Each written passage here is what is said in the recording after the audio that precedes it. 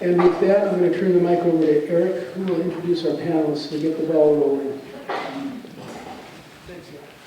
Thank you, Mike. And if you're not a member, be sure to sign up. We're going to have a break here after about an hour.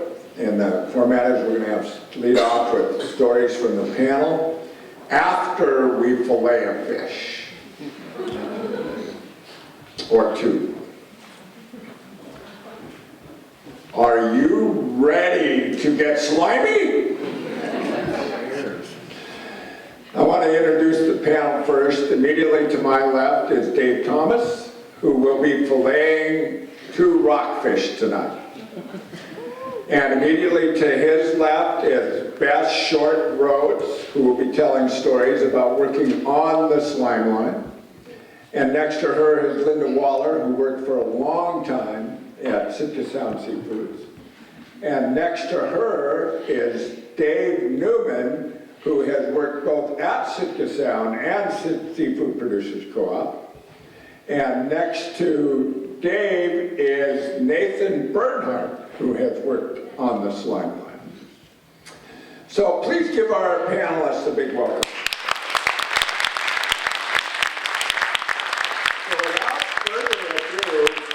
Dave, and maybe you go ahead. Let's get the table over here and we'll get ready, and we thought this year we would actually give you a bit of the flavor of the actual fillet of the rockfish, and so we have this neat little webcam. So if you're sitting in the back, we're going to have close-ups of the actual filleting operation so everybody can see it well. And for those of you who don't really know all the details that go into filleting a rockfish, we're going to go over those things, everything from the fish to the knife. I'm going to be interviewing Dave as we go through this. And then when we get done, Dave Thomas is going to fillet, and Dave Newman is going to evaluate the fillet.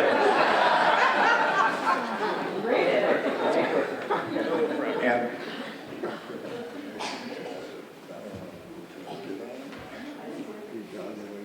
I didn't see anybody from DEC.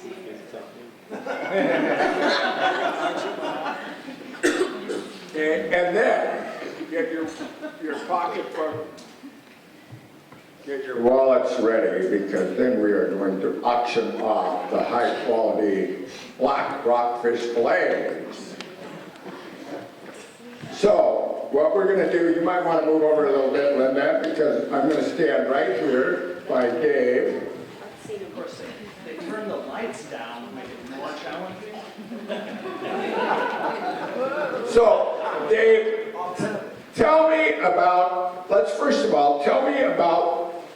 getting suited up. I see that you're not just coming up here in your street clothes and filleting the rockfish. Why do you need to get suited up to just fillet a couple of rockfish?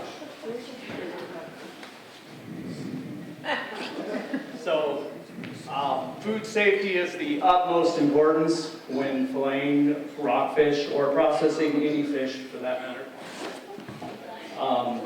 It's your food. You don't want hairs. Just like going to the restaurant, you don't want finding a hair or something. Same rules apply.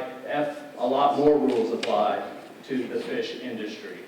Always, we have whole departments dedicated to double checking, triple checking to make sure everybody is following these rules. So I'm going to get ready. I'm going to make sure that my skin does not touch the product in any way. Do I need to get a hairnet? I should have got a hairnet, but I did not. But yeah, it would, even this stubble right here on my face, I would have to wear a beard net. I would have to wear a hairnet. So it gets pretty serious down there.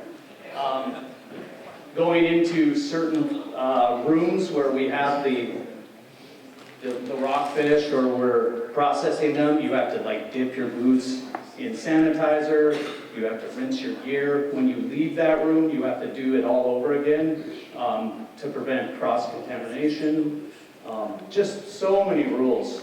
Even 20 years ago, when I started, there wasn't really that many rules. There was like a couple, you know, wash your hands after you go to the bathroom. But nowadays, it's just so protected, you know, so feel safe that your food is protected. Wow. Some of you can probably remember working in the seafood industry. How many people have ever worked in a seafood processing plant here? Oh, wow, quite a number. Wow, so we're looking forward. We're going to do the first hour or so with the panel, then we're going to have a break, and then we're going to hear your stories. So, Dave, would you hold the rockfish up and explain why this is a really good candidate to be filleted? This is a nice fish. Very, very nice. It's a black rock or a black bass rockfish. It's a juicy one. It's very nice. It's very fat up top, and looks like it's been previously frozen a little bit to keep it fresh for us. So it's a nice one. All right, and tell us about the gloves that you're wearing. I noticed those are special gloves. You want to talk about the gloves for a little bit? Yeah. So my pet name for these are Mickey Mouse gloves. They just pretty much to keep your hands warm. We do have special neoprene gloves that we put on the outside of those, but for filleting, because you want to feel the fish and you want to feel the meat, I'm just going to go with a bare minimum. So a lot of people, they just use these blue gloves on top of there, like so. Take your time. We have a little bit of technical difficulty with the video cam, but we're going to be back online. And we will wait to start filleting the fish till we get back online.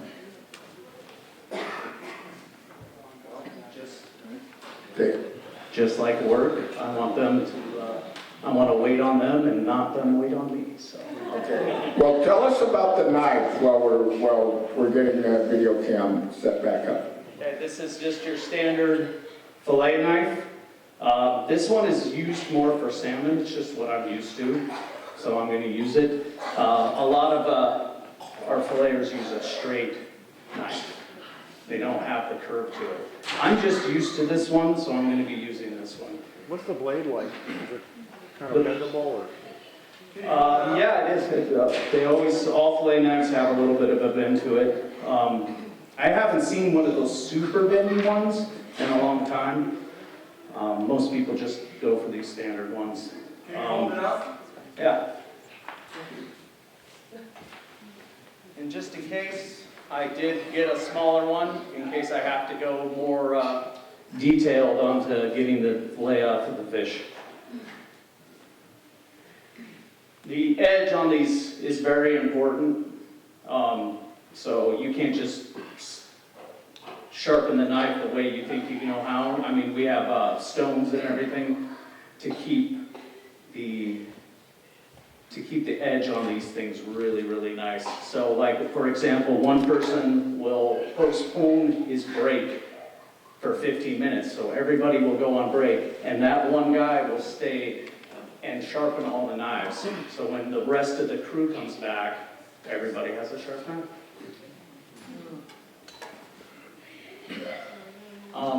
I wanted to talk a little bit about the recovery of this. It's really important to try to get as much of the fillet off of the fish as possible. For a rockfish like this, it's quite large, so we're looking at about 27% recovery. And that is the fillet without the skin and without the bones. That's the recovery for this particular fish. We forgot a scale, so we're not going to be able to figure out our exact recovery right now. But recovery will make or break an operation. Just think if you do 100,000 pounds of fish and every fillet is missing half a pound and you sell that, per pound, for $3 to $7, it really adds up. And the next thing you know, your operation is not making money. So just cutting a certain part of the fish and trying to get that recovery is paramount. It's very, I brought the form with me, but Just right behind. there's forms we have to fill out. We always weigh the fish before and after, all because of the recovery. So, huh? Every fish that gets filleted is recovered, yeah. So salmon is more of a 55% recovery. I think halibut is around 40% But you are recovery. not recovering every single fish. She's asking if you're weighing individually every fish. Yeah, all the fish get weighed individually, but we can cheat a little bit. So for example, if 500 pounds of black bass comes in, we weigh all 500 pounds together, and then we weigh all the fillets from that 500 pounds. So we don't have to do it individually, but if we get a load and there's only 4 species, black bass, yellow eye, 1 halibut, then yes, we do have to weigh each fish individually and get the recovery individually from each fish. I have a question. Rebecca, are we going to have video or should we go on? What we can do is we could have the rest of the panel and we could fillet the fish later. Right? And Davey would have to be suited up the whole time. Like I said, it's just like work. So what are we looking at? Should we proceed or? It's working?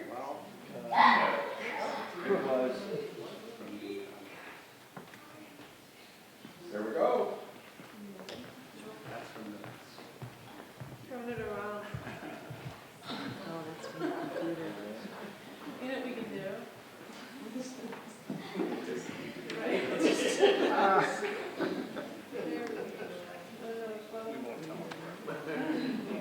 All right, well, give Becca a big hand, she's figuring it out.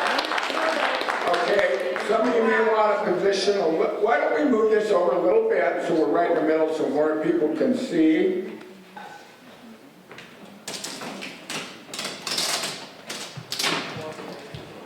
Okay, and then let's go ahead and fillet a rockfish. Yeah.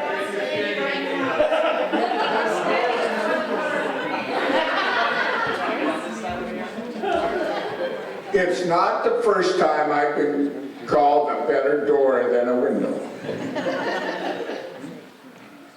Okay, are you ready? I am ready. So tell me what the first step is in getting set up to fillet. Well, it's nice to know the anatomy of the fish. So the bone structure on rockfish runs horizontal. So it actually runs up and down. Instead of like a salmon or a human, which has a rib cage. It does have a little bit of a rib cage, but it's like farther forward. So when you're filleting, you want to avoid the cavity with the guts and stuff. You want to just have that on the carcass so you can just throw the whole thing away. Plus, if you puncture it while you're filleting it, which hopefully I won't do, you run the risk of getting, because there's feces inside there, the fish does eat, it does swim around and poop. So inside that cavity is those organs responsible for that. And so you don't want to puncture it. So the trick is to try to get the fillet off the fish without puncturing that cavity. The first thing I'm going to do is the meat goes up. Can everybody see? The meat goes up underneath the protective guard on the fish's face. So the first cut I do is going to be up underneath that guard like that. There's a bunch of meat up there. So if I went straight down with my knife like this, I would miss out on that meat, and then my recovery shot. Over a course of 100,000 pounds, the company's losing mucho money.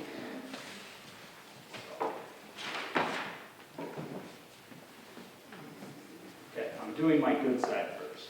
The next thing I'm going to do is run my knife down the fin. Now, you have to be careful not to puncture the bone structure that I talked about that runs up and down. It's right in the middle. Once that's done, then I kind of just use my hand. That's why I'm not wearing big clumpy gloves. I'm wearing these nice blue trim so I can feel and grip the fillet. And what I'm going to do is I'm going to be cutting and slicing. I'm just kind of feeling the bones with my knife, and I'm running the knife down like this, and slowly but surely peeling the meat off of the fish. When I get to about that position where I'm about halfway down, then I'm going to be sticking my knife all the way through, being careful not to puncture that cavity that I talked about. And then I'm going to run. Once I got that up, I'm going to run.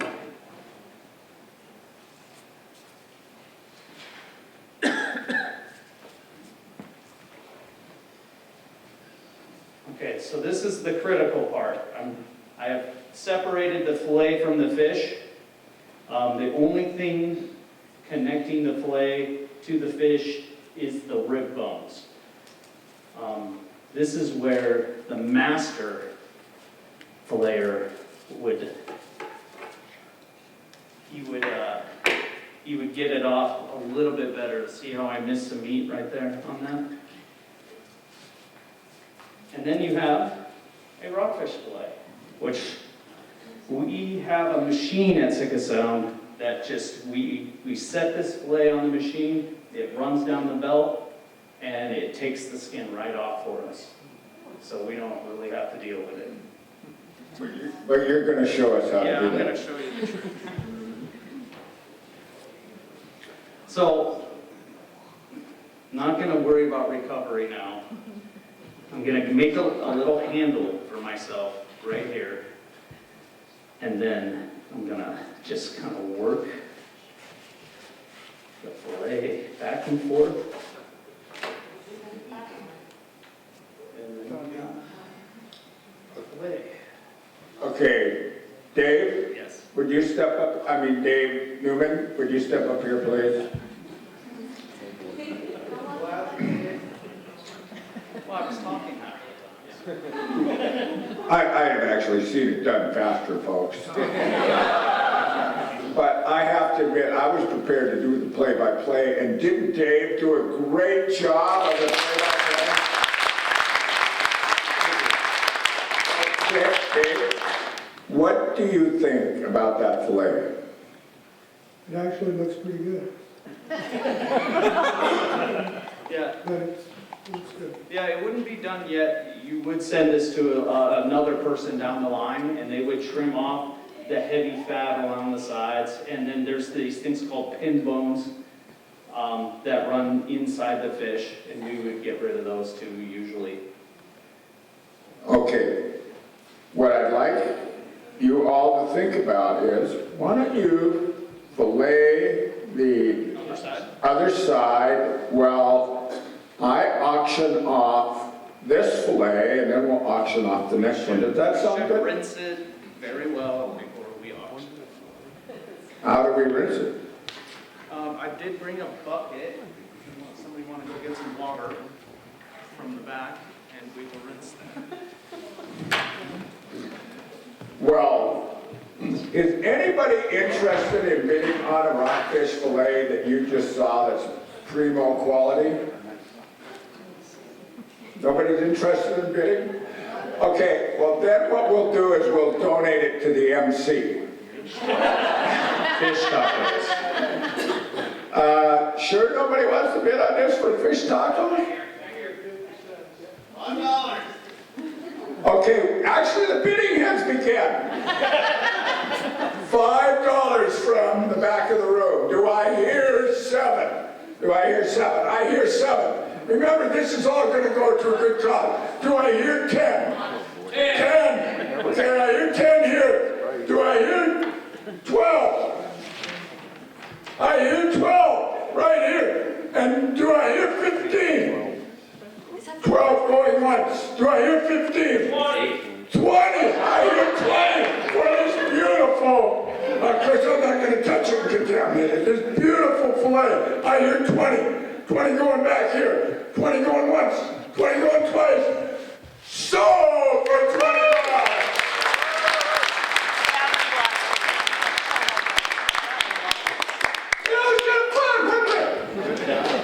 Okay, did any of you learn anything about filleting the rockfish that you saw here?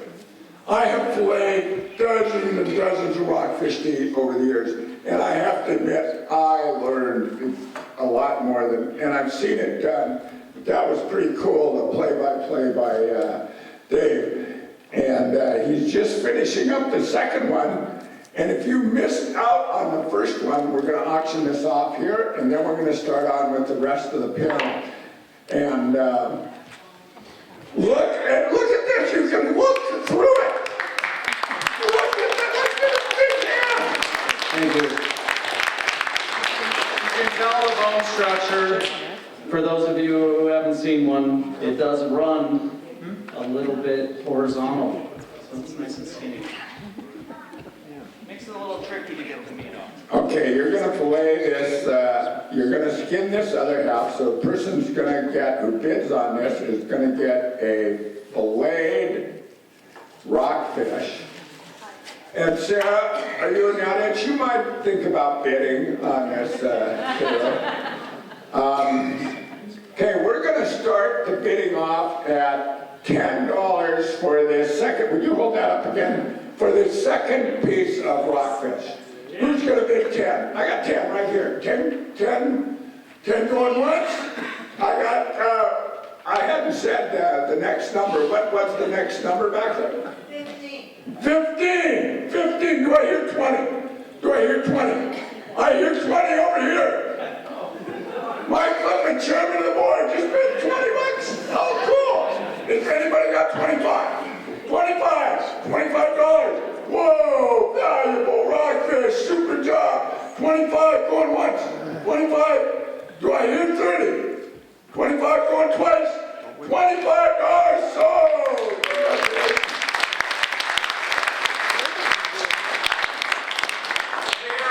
Eric, could you get him to talk about the pin bones and how you get them out? Yeah. Okay, and then we're going to move on because we've got a panel and we want to get the audience participation and we're going to be out of here about 9 o'clock. So go ahead, Dave, answer that question. The pin bones, you run by feeling it. They do run like right here once you get the fish done. Getting them out is just cutting a little slit right there and just taking all 3 of them out. It's not like a salmon where you have like tweezers and you they're quite a bit bigger. So you just cut them out. So a lot of times when this is done, you will have, let me just go ahead and take these out of this one. So you just only 3 days? Say again? Only 3 days? Yeah, there's 1, 2, so I just belt them. So I'm just gonna make a slit there with my knife. And a slit on the other side.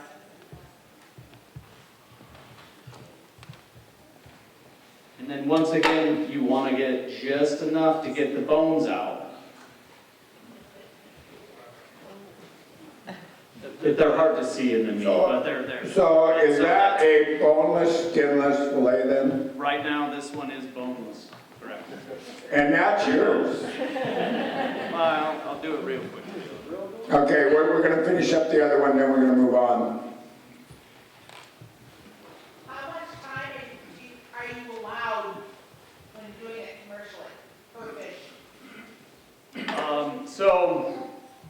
These guys that work down there, that do this all summer, they are so fast that it even amazes me. We will dump a 1,000-pound tote onto a table, and then within, minutes, a crew of maybe 4 filleters will have it done completely. So there'll be hundreds of fish in a tote.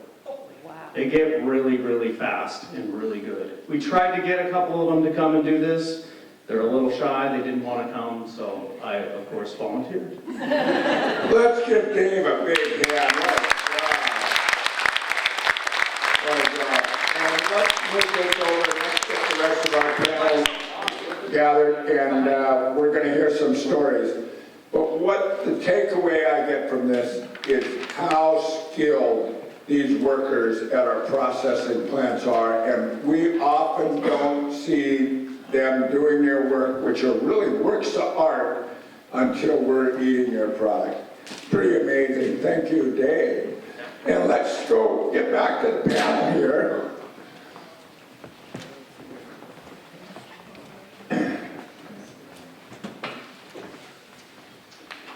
Linda and Nathan.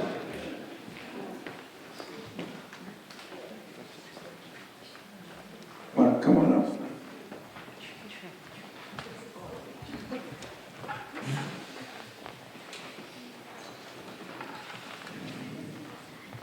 What a great audience you are. Thank you for the participation, the great questions, and the round of applause and appreciation. And so I'm going to start out right here on my left with Beth Short. And she's volunteered for this because she has a story or two about working in right down here at Sitka Sound Seafoods. And you ready? All right.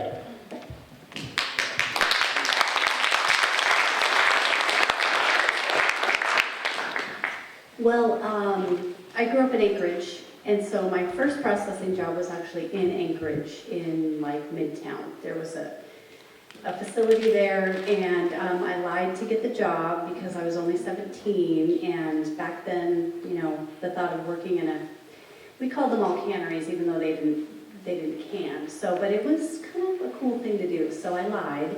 They didn't check IDs back then, so I got away with that. And then the following summer, went to the Kenai Peninsula and worked several canneries there. And that summer, I took my boyfriend with me. He was underage, and we altered his driver's license. Back in the day when you could peel back the plastic, and we went in there and changed his birthday to make it look like he was old enough to work in the cannery. Worked at a few places down there, and after that I worked on some factory processors on the Bering Sea. That was awful. I still have nightmares about being on those boats and pulling away from the dock and knowing I'm going to be spending the next 4 months in hell. So glad I don't do that anymore. And then I came to Sitka Sound, and things got a lot better then.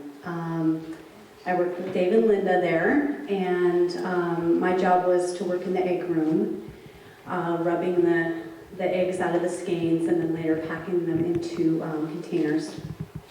And I was one of those people, you don't see them so much anymore, but the people who lived in the woods, in tents where there were bears, we were not very smart. So we were down by Indian River, living in the woods, got kicked out of there by the college, and then lived in a variety of cars and vans and an abandoned playhouse, and then the police came to kick us out. And then we got on the ferry and went home.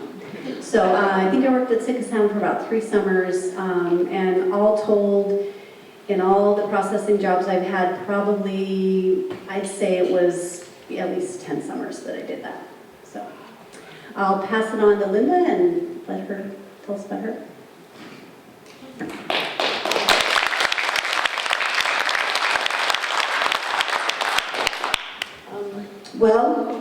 I worked at Sitka Sound for 33 years and was retired last year. I started there,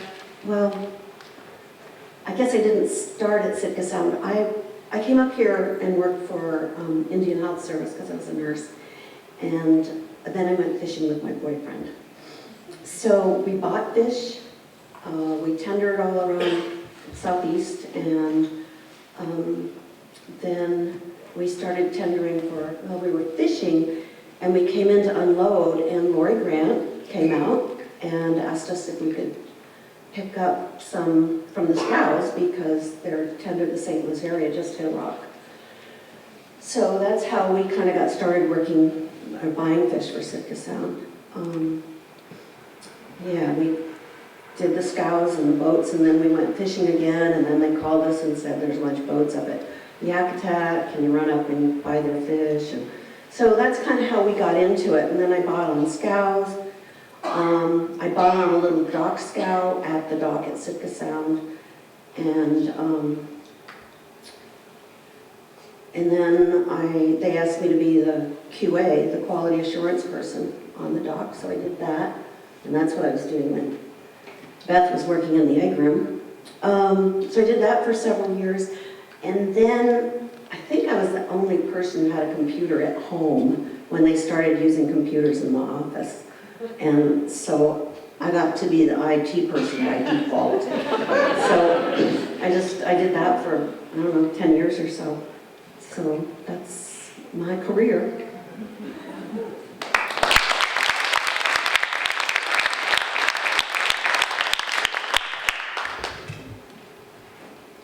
Well, I came to Sitka in 1982. My little brother invited me up here. I'd never been to Alaska. And I worked around town, and I started at Sitka Sound doing the roe herring. And in those days, we cut the eggs. We didn't just freeze the fin.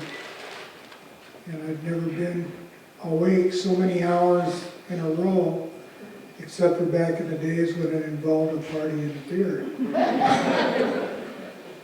And we worked through the herring, and we waited, because in those days the halibut and the blackcod were derbies, not like it is now. They have the IFQ fishery now. And my first derby was halibut.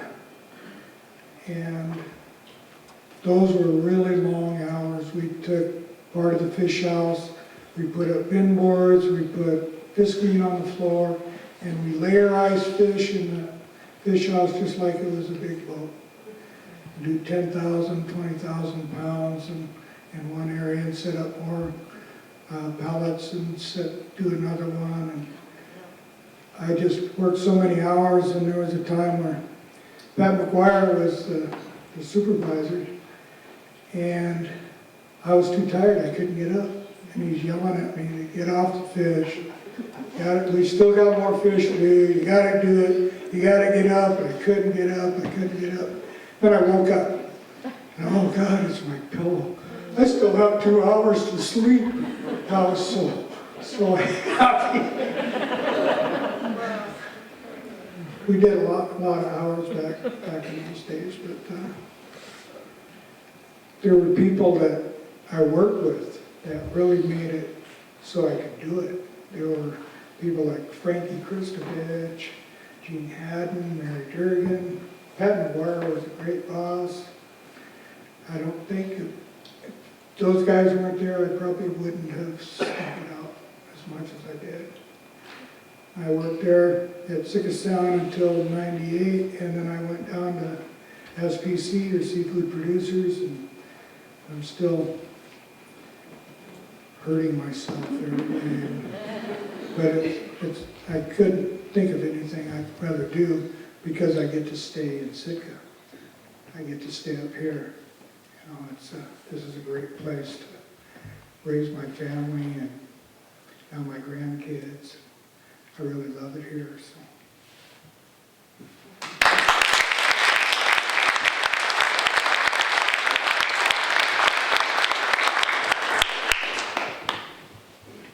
Yeah, hi, I'm Nathan Bernhardt. I've been working at SBC since 1983, just on and off. I really started in '86, but I just kind of worked on and off from '83 on. And some of the bosses and managers were Ed Bart and Gail Strami, Greg Knight, Tim Northrup, and I know there's probably others. And I've worked in the cold storage up in Anchorage too. I had to ride a bike like 10 miles to get to it. Sometimes it'd be like ice. I'd be riding on ice, and we'd work on sockeye, pinks, and chub. And I just was on call kind of with them. But there were a bunch of little cards here. Yeah, down at the cold storage, we worked on salmon, black cod, rockfish, sea cucumbers, scallops, gooey ducks, crab, and herring.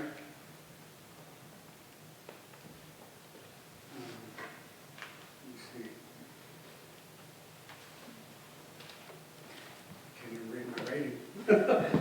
I kind of scribbled it on here earlier.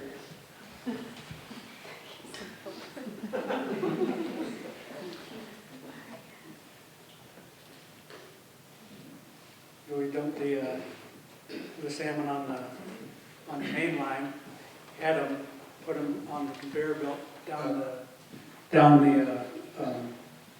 the slide line, and people would pull them off and just clean them, and then they'd go down into a tank, and they would rinse them and then grade them by size.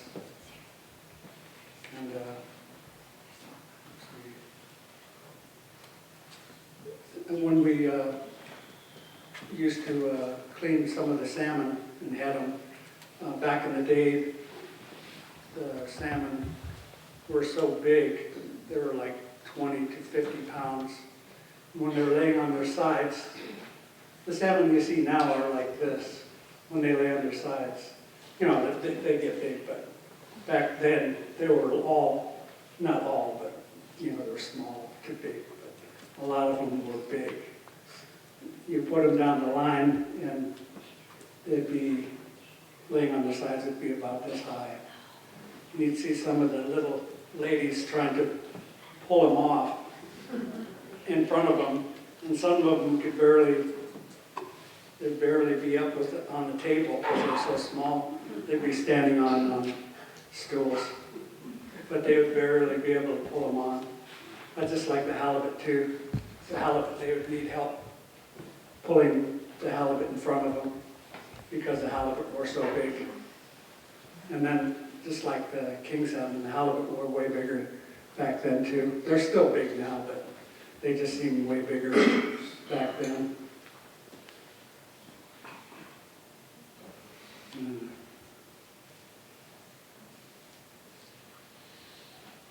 Yeah, we'd dump halibut heads and we'd cheek them, or we'd dump onto the main table, and then we'd dump the black cod heads and we'd cut the little tips out of the necks. Those are really good eating. And we'd fillet there too,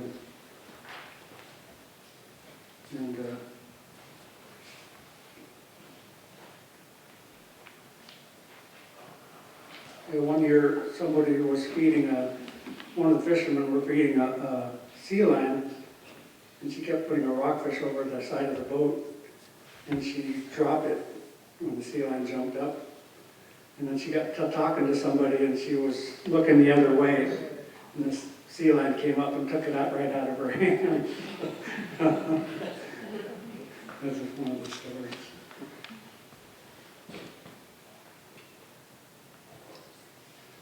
Yeah, and back when I first started, like Dave was saying, when we did the derbies, they'd bring in so much fish that we had plastic totes, we had waffle totes, and then we had big wooden totes that stood probably 8 feet high, and 6 to 8 feet high. They were big. But we'd fill every tote we had in the cold storage with fish, either black cod or halibut. And we'd fill the vans too that we'd pull up, that would take the fish away in boxes. We'd fill those up. We'd put ice in them and then just fill the layer ice, the halibut in them, because we didn't have any room for so much fish. We just put that fish everywhere we could. It was amazing how much fish came in. And then when they had the tsunami warning, we were down in the fish hole on one of the Japanese ships, loading the Japanese ship, and they had the tsunami warning, and they told us to get out, so we got out, went to the store, went shopping, went up the mountain, but by the time we got up the mountain, if there was a wave, it probably would have hit us. But the Japanese ship, it was supposed to be towed out by a tug, but they were in such a hurry, they just put it in gear and took off and took out we had like 3 or 4 hoists, and they took out the hoist number 2. The boat hit the hoist and just broke it. They were in such a hurry to get out of there.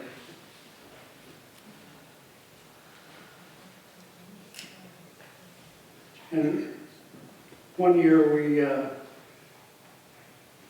when we were unloading salmon, we had a strange year where people were catching sockeye. They were catching like, one boat would catch like 300. And sockeye usually don't catch anything but just a few sockeye because they don't bite as much, as a regular salmon.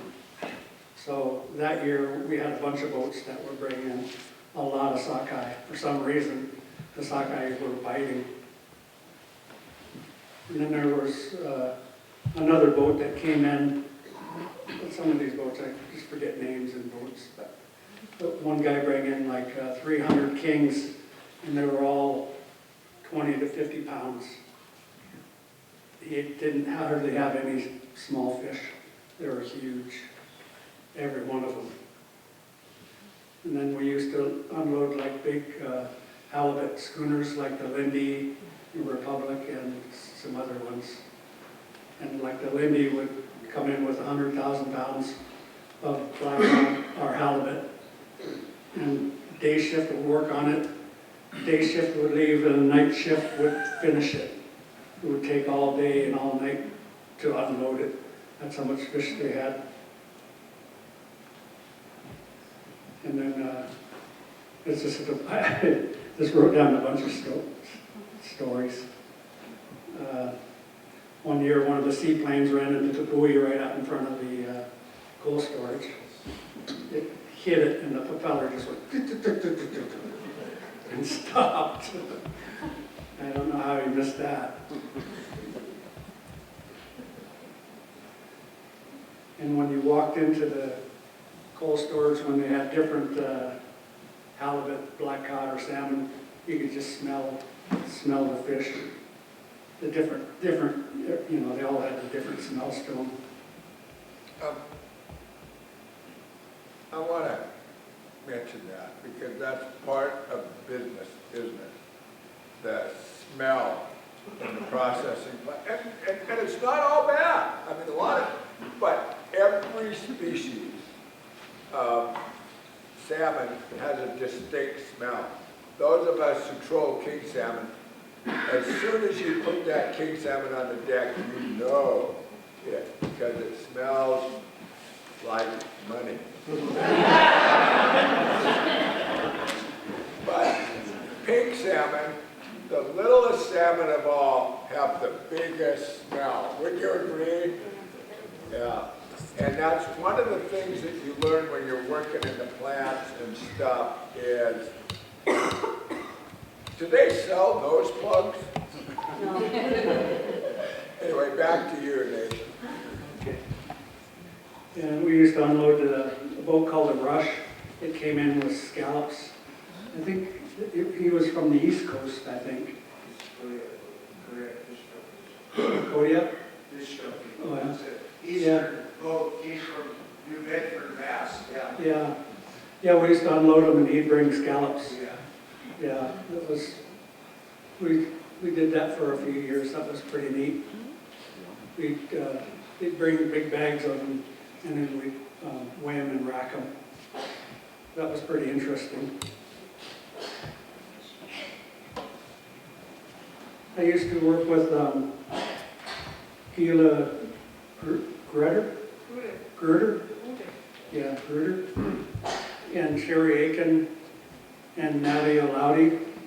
And they used to grade fish, and they'd grade circles around me.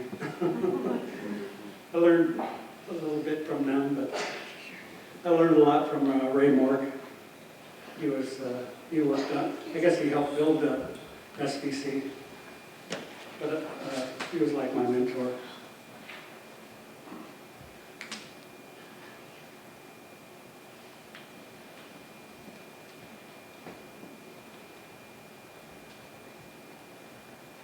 Oh yeah, one year somebody came in off the street and he went up to our break room while we were all working, and he grabbed a couple shopping bags and just started filling them up. And one of our workers caught him, so our boss ran out after him and caught him across the street, framed him back, and we have the big metal poles that hold up the building. He put him close to the pole with his back against it, and shrink wrapped him to it. and called the police. That was one of the funniest things I've seen down there. I remember the old waffle chips we used to have. They're kind of brittle, and when they get cracks in them, they can just break because they're really they're brittle. Sometimes they'd be stacked 4 high, and I've seen a couple times where the bottom one would break, and then you'd see 4,000 pounds of fish just. Luckily, nobody was around that. I've seen it happen a couple times. I think that's why they probably took away the waffle totes. And, oh yeah, Don Helfrich, one time seagull was in the plant and it was flying around and he just grabbed it right out of the air with his hands.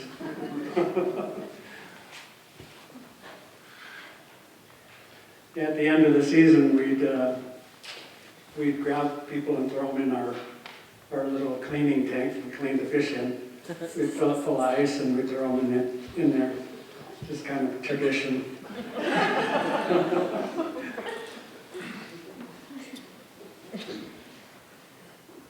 I used to work with Tarja Doman, Tina Beta, Roxanne Diedrichsen, Margaret Gordon, Glenn Howard, Mike and Arlene, I forget their last names, Jeff Katas, Matt Workman, John Tackett.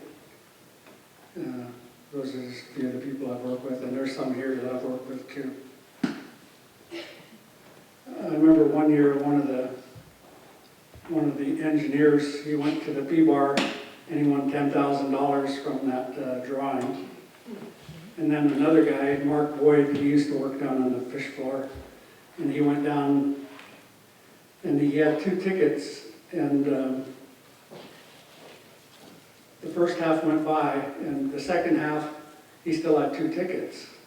And he was saying, hey man, anybody want to buy 2 tickets? I'll sell them. And no one would buy them. And in the end, he walked away with $10,000. No one would buy his tickets. And he went right down to the plant. His wife was working night shift. And he said, hey honey, you got the night off. So they took off.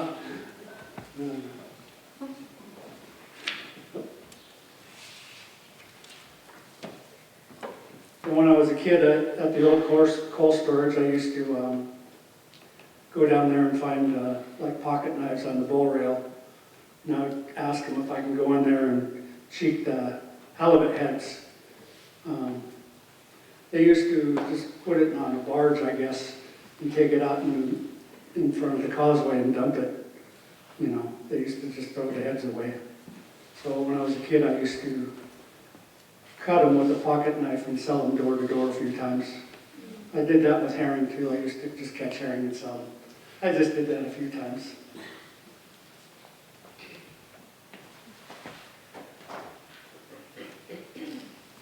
Because sometimes when I was working down there, I'd have to wrap when I was grading, because we have blowers to stop the bugs from coming in. The blowers just blow your hair back because it's so cold, and you'd have to even leave them on in the wintertime. So sometimes I'd be blowing like 40, and it was like freezing. I had to wrap a hoodie around my head to stay warm, because it'd just be freezing. And I just worked with a lot of good people down there. That's one reason I really liked it. I liked it my first day down at the cold storage. When I walked in, when I went home, I was smiling. And then when I came back the next day, it was like that every day. I would go home. I was happy because I was going home, but I was happy I did a good hard day's work. But there was a lot of good people there. I'm young and old, and everybody would get along. And that goes for the fishermen too. You know, everybody got along. There's a lot of good people.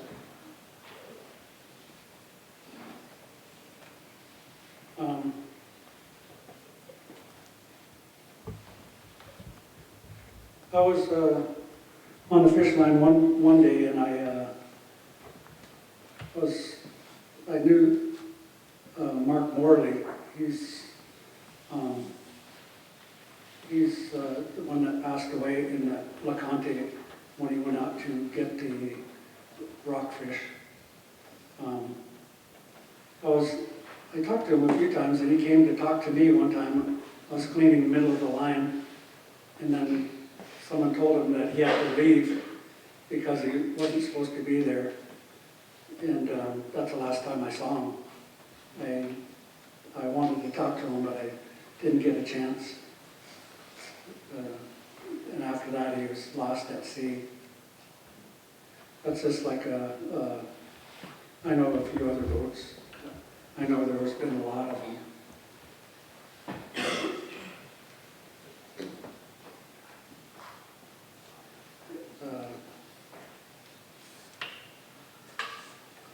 Yeah, I'd just like to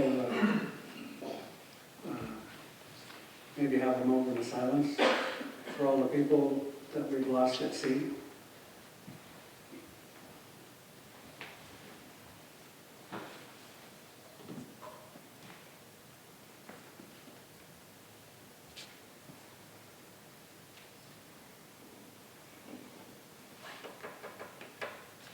Okay, all right, well, thank you.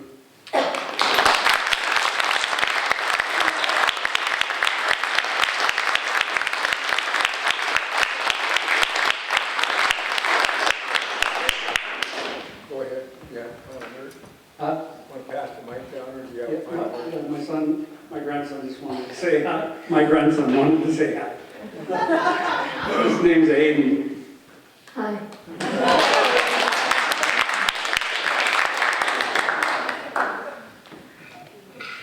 Sorry, I took Eric said that we were supposed to try to tell a funny story or something, but I know we laughed a lot, but I don't remember very many funny stories. One reason why we laughed a lot was because David was always telling jokes. And the only funny story I can think of was the time we were working on the grounds and Megan fell out of my skiff. And that wasn't real funny at the time, but it was pretty funny last night when I reminded her and she didn't remember doing it.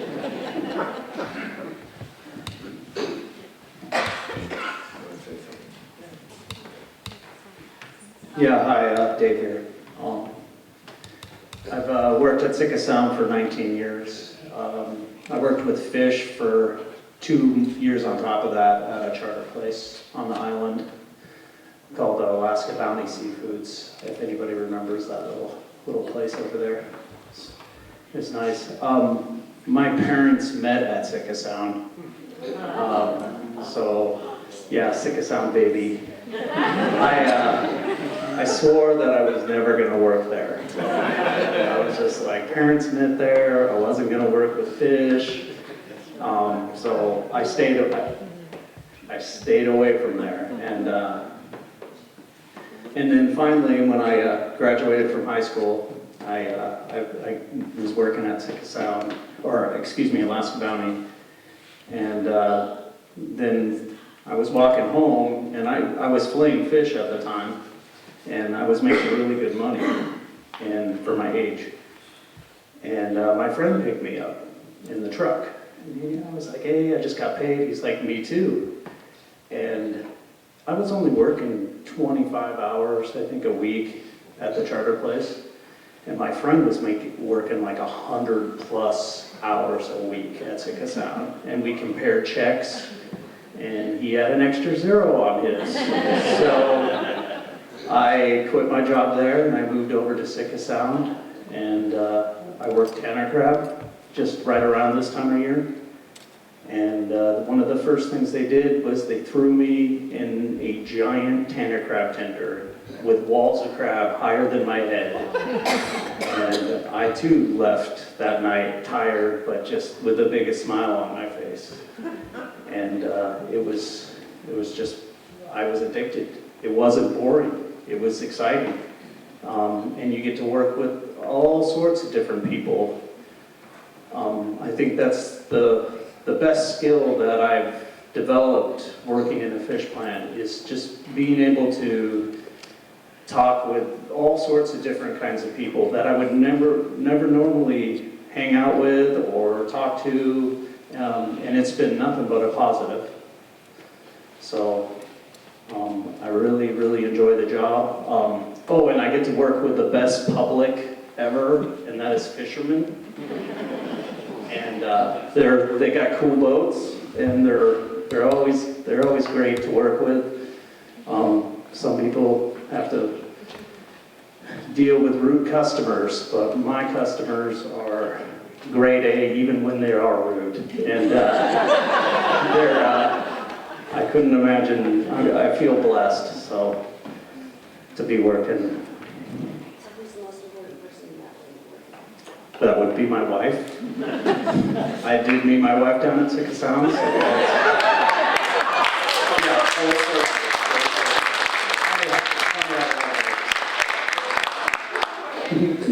well, you're making her blush. Yes. So as for some stories, funny stories, I mean, lots of fish happen, you know. There's like 2 modes to a fish plant. There's easy going, and then there's just like hell is happening. And there's so much fish that you don't know what to do with. And it can go from one to another very fast. So it's nice. I remember one time, because I was working with the offloaded crew and the night crew. And so I didn't really do too much processing. But me and my friend Jose, we were asked to stay and help with the processing after 6 a.m. So we had already worked 13 hours, and we were going to stay and help more. So we went up and we jumped on the slime line, and we were sliming halibut. And I just remember that because we have 2 grown men, you know, at their prime. And we're sitting there sliming, and we're across from the 2 oldest Filipino ladies you would ever meet. And they are just whooping us on sliming these halibut. And my arm's getting sore. And I'm just sliming away. And they are sitting over there whooping us, laughing at us the whole time. Because we're just like sweating and like, so that slime line job is no joke. Standing in one spot, doing one thing, one repetitive motion. I mean, I run around, I'll be down on a boat 1 second, I'll be icing fish another second, another minute. But standing in one spot is ruthless, and they have my total respect. And they're the nucleus of all these fish plants. You know, they're the ones that get the fish moved through the plant and out the door. Probably the funniest thing I've ever seen in my life happened at the fish plant. And I don't know if you guys know about Dungeness crab and how aggressive they are. they get pissed off. And they only have one idea, and that is to pinch you. That's the only thing going through their head, I swear. But we had this guy, and he had reindeer on, and the elastic ties on his reindeer, he had it so far up that there was these big long tails of elastic hanging down, and he usually had them tucked in, but he was pitching crab from a container that came off the boat into a live tank. And so you bend down and you grab the crab and try not to get pinched and throw them into the live tank. Well, he was doing that repetitive motion, and the whole time these crab are trying to pinch you. He grabbed a crab, but that crab had a hold of his elastic thing on his reindeer. And when he chucked it into the live tank, that crab came right back at him. And I lost it. People were walking by and wondering why I was sitting down and laughing and crying. And you would have had to been there. It was very funny. So, thank you.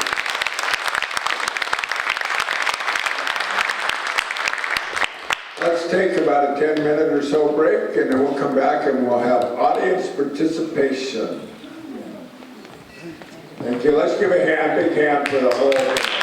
Okay, Larry Calvin called and had a short story, and Sarah Jordan has volunteered to read the story from Larry Calvin, whose family bought the property where Murray Pacific is now, which used to be Pyramid Candy. Right before I came, I noticed the answering machine light was blinking, so Larry said, well, I can't be there, Eric, but I have a short story. So this story came to Larry from another Larry, a Larry Freeburn. And Larry Freeburn's father was Bill Freeburn. And this is a story from the 1930s. So Bill Freeburn told his son Larry that his memory was that he was on the slime line one day, and there was something that had displeased this older Tlingit lady that was working on the slime line, and she had decided to have a little work slowdown. So the fish were going through about 3 times as slow as they needed to. And so he looked at the situation and he decided that he had a solution for it. He went to the company store, and he came back with several boxes of Oreo cookies. And he went up and down the line, and he was poking cookies into people's mouths because they couldn't take them with their hands. And after several boxes of cookies going into people's mouths, the work speeded up and the problem was solved.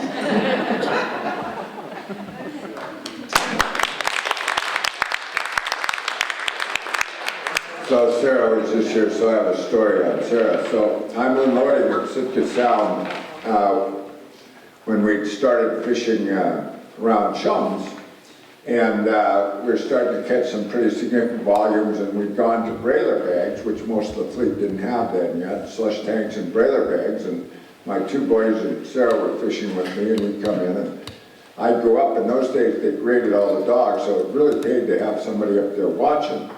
So I'd be up there kind of watching while the family unloaded the boats, there and the 2 boys, and I never said a word about the grade of the dark and the bait and semis and the bright dog. There used to be 4 grades, but I'd just be there looking, and that kind of helped with the grade. But also when they got, they have my brailer bags, and they had this really nice thing for cleaning out the totes, this heated spray gun.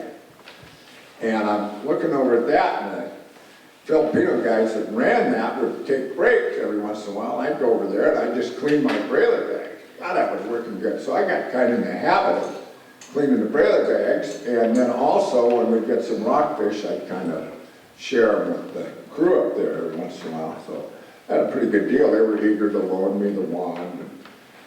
And then one day I needed to do something on the boat, so Sarah went up. And so she starts cleaning the brailer bag, and they go, no, no, no, no, no. And she goes, what? Eric's up here, and they said, no, we'll do it for you. We'll do it for the nice lady. So, you know, we're trollers, but we're not real slow. So I'm just sending Sarah, and the crew's washing my brailer bag with a nice spray gun. And some other guy comes in to unload, and he goes over there, and he sees this, he goes, what the heck, Eric? Nobody's cleaning that brailer bags for us. And I go, you didn't send your wife up with them.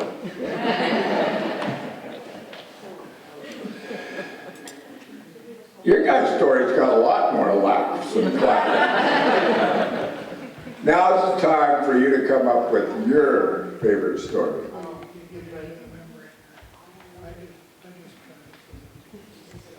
Come on up. And because I don't recognize everyone here, a lot of you, introduce yourselves and then tell your story. Good evening. My name is Cord. Maybe a throwback to some older times. Cord Christensen, I was born here back in the, what was then the Mission Hospital at Sheldon Jackson. But like Beth, I started when I was 15, even though I was supposed to be 16, at the cold storage. And I worked until 73 when the cold storage ended up burning. But Phil down there was talking about someone hauling out the fish scow, curry scow.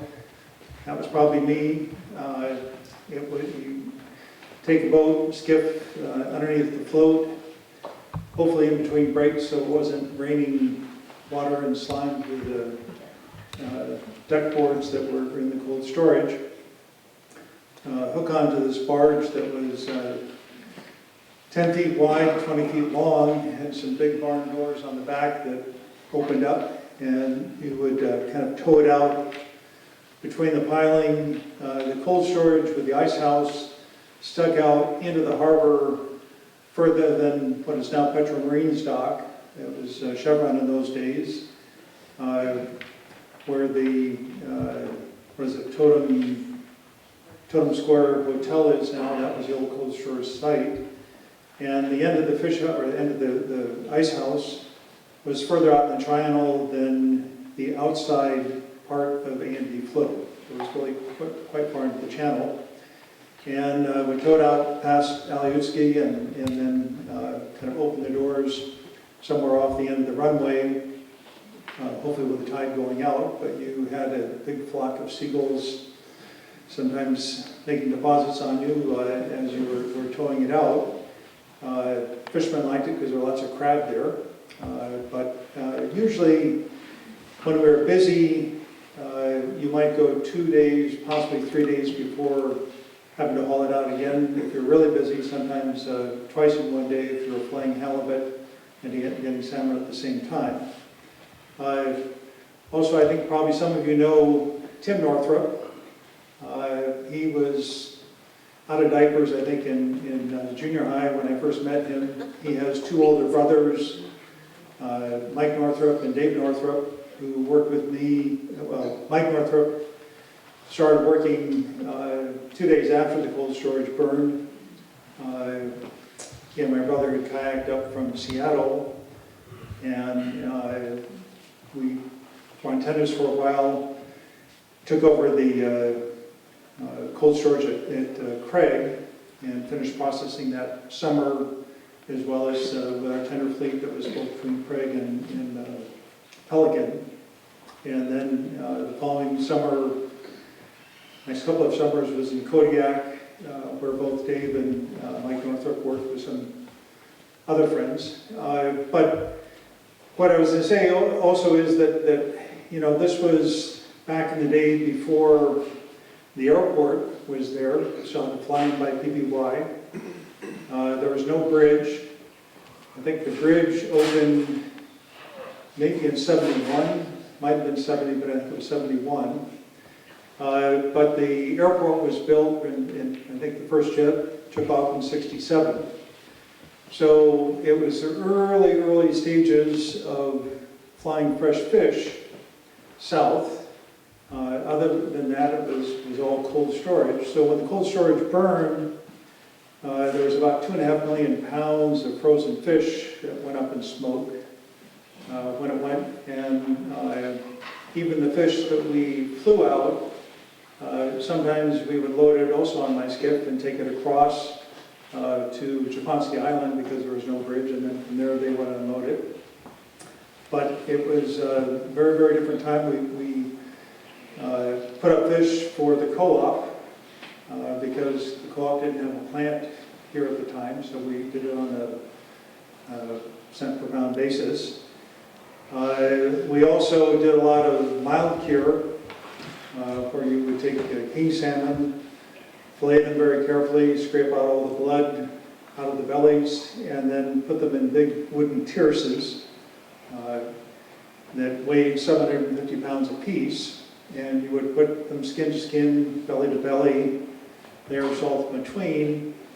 When you got through, you would put the wooden boards in, hammer the tierce hoops back into place, and then tip them on their side, drill a hole, put brine in, and then every month or so you would roll them a couple of times, pull out the bung, put more brine in until no more would go in, and close them up and keep doing that kind of throughout the summer.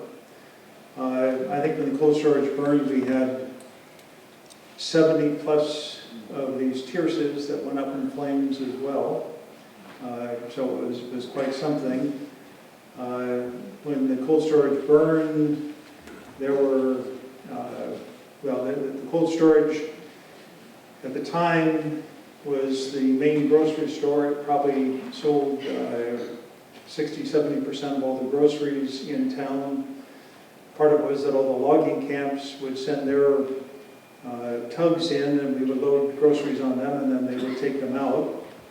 It was also the sporting goods store, ammunition, that went off like firecrackers, popcorn in the fire. Hardware store, work clothing, you name it. So it was, again, quite something. I don't know if Jerry Thomas or Bill Thomas or any family relation of yours, but there were two Thomases that I worked with at the time. And Bill? I'm sorry? Did you say Bill? Bill Thomas or Jerry Thomas. Okay, Bill Thomas was his father.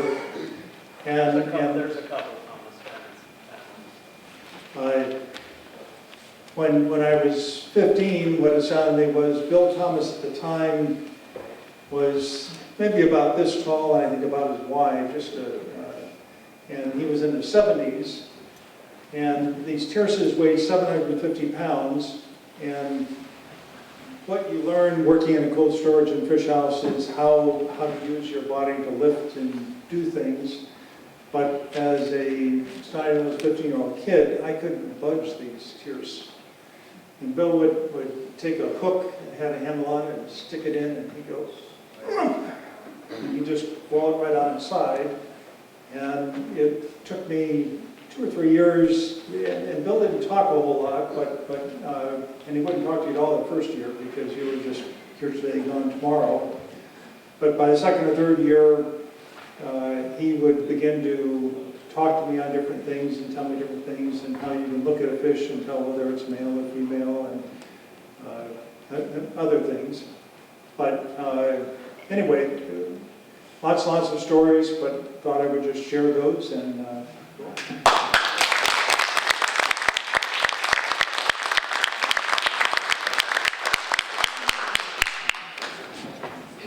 Hello, my name is Jim Swift. I've been a long-time fisherman here in Sitka.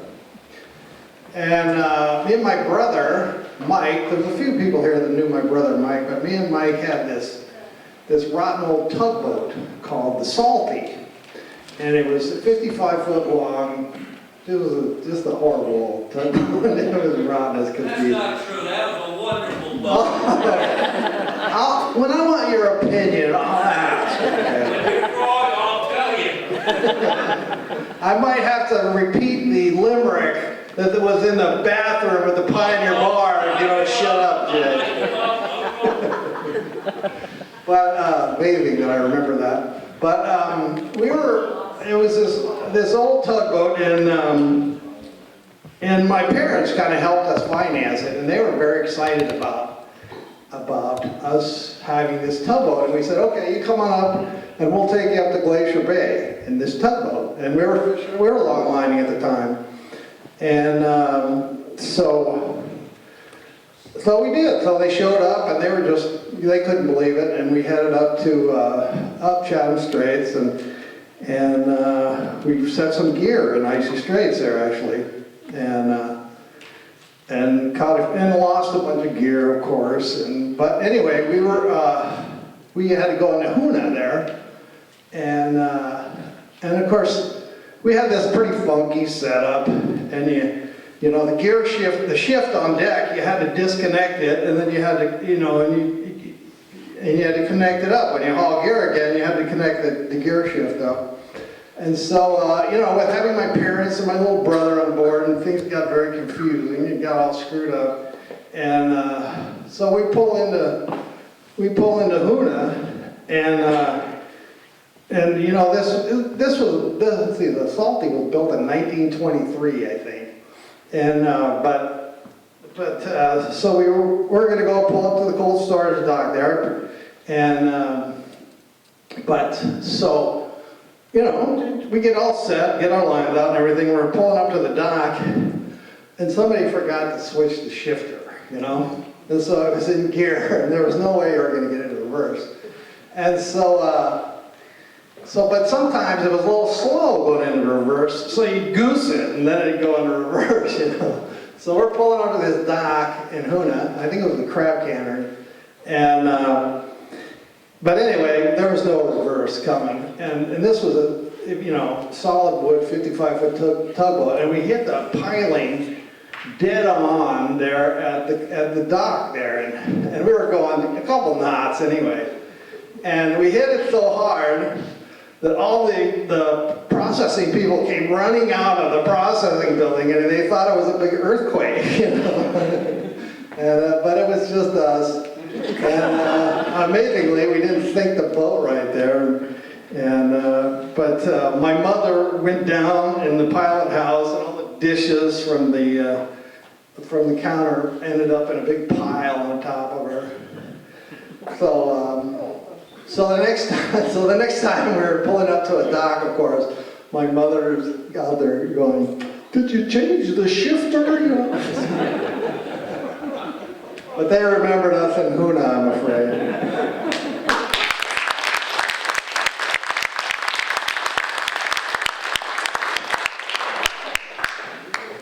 I was wondering that whole story when he was going to get to the processing part of it. That was great. It's the best kind of story. Yeah, great. Who else had something they want to share? Kim.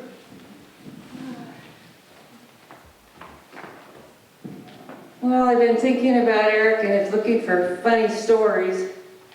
I have a lot of timeline stories, but I'm going to tell you one that's kind of early on.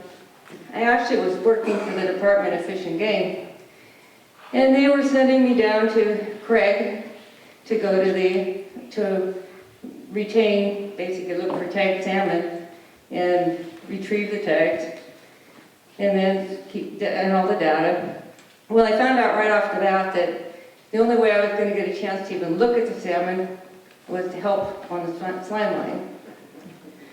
So I ended up being the header of salmon until one came along that had a tag in it, and then I'd do my stuff. And at the end of the day, I had a couple-mile bicycle ride with usually a bag full of salmon heads, dragging them over my shoulder, take them back, and finish getting the tags out. Well, I found out, it was around Father's Day, I guess. I got invited to the mayor of Clark's house for a Father's Day dinner. And everybody kept insisting that I had to have one of the salmon heads that they barbecued. And the whole story came down to it. They thought I was taking all those salmon heads home to eat them. Anyway, I still haven't got much of a taste for them, but it's really hard getting out eating those salmon heads.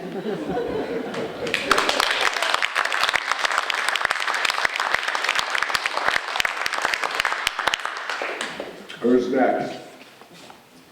We're gonna wrap this up before 9, so you're running out of time. We've got more rockfish fillets by Dave Newman this time.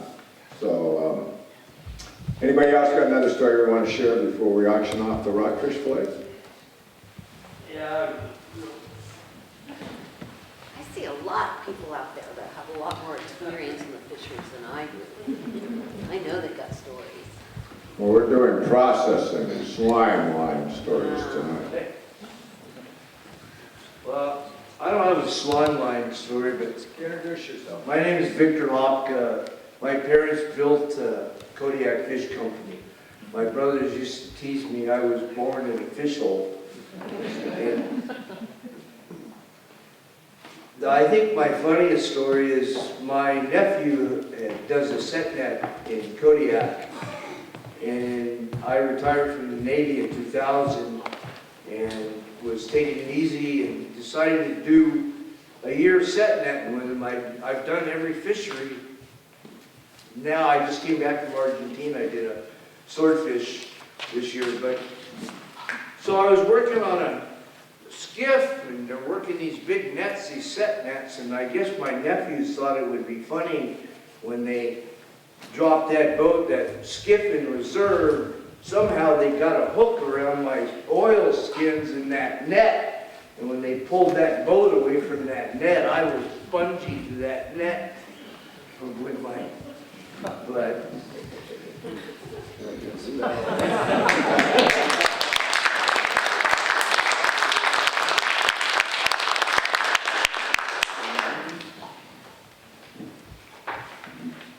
I told Linda I was going to tell the story of the crazy outfits she used to wear to Sitka Sound.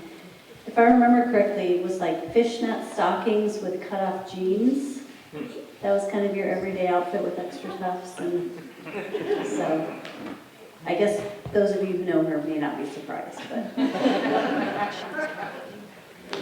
I had a guy, his last day at work, he came up to me, he's like, I'm gonna wear a pirate costume if you like it or not. And he did.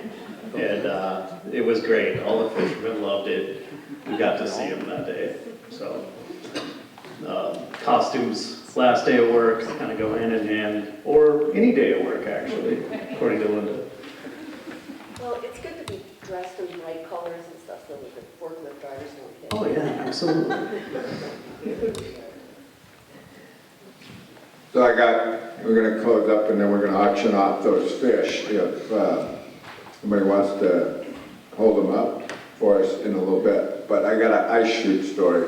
There hasn't been an ice chute story. So I pull up the ice chute in the spring to get ice. I forget whether it's Spring King or the Derby or whatever. But Sarah's on the boat with me. And we're standing at the deck. And just about the time the ice is going into the tanks, this young guy shows up and says, hey, you know who I am? And I look up and I said, no. He looked like a young guy. I got the ice chute in hand. And he says, well, you remember when you cut me off at so-and-so, rah, rah, rah, rah, rah. And he says, goes on about how he's going to take care of me if he ever does that again. And I've had about enough of that. So I drop the ice chute, and there's ice spraying all over the deck, and I go to the rail and I say, you want a piece of me? Come on down. And he goes and tries to hide behind the ice man. And then he runs away. And there's ice spewing all over the deck, and I finally get it under control and stuff, and then Sarah looks to me and says, what were you going to do if that big young guy came down on the deck? And I didn't even hesitate. I looked at her and I said, I would have sicked you on it.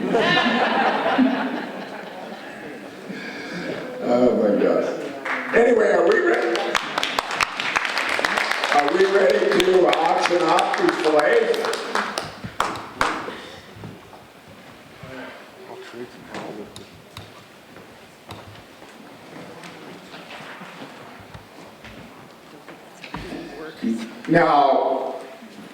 You know there's a little bit of competition here because we have the SPC rockfish fillet. And then we have the Sitka Sound fillets, both Dave's. They're meant for 20 and 25 bucks. That's a win-win there. So, we're going to start the bidding out at $10. Remember, the money goes to the Sitka Maritime Heritage Society. Do I see $10? $10. $10. Do I see 15? I see 15. Do I see 20? I see 20. Okay, remember, we sold those first two for $45 from Sitka Sound. Do I see 25? 25. 25. 25, going once. Do I see 30? 25, sold, $25.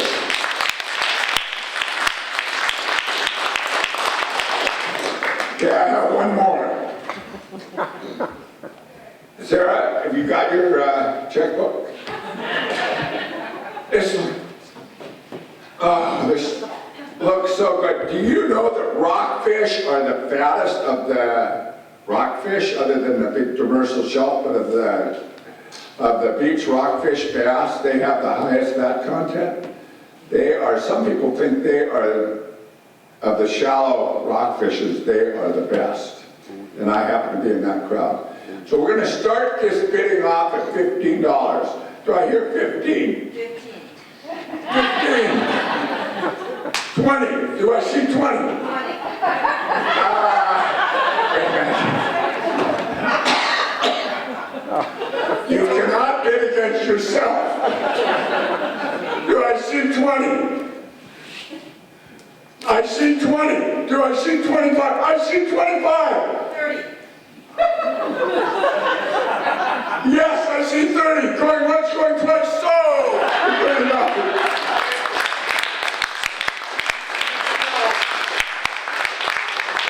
It's your money, right? Let's give the panel and yourselves all a great time. We've had a good time. And if you haven't signed up on the way out, join the Sitka Maritime Heritage Society. It's a great organization. Thank you. Thank you.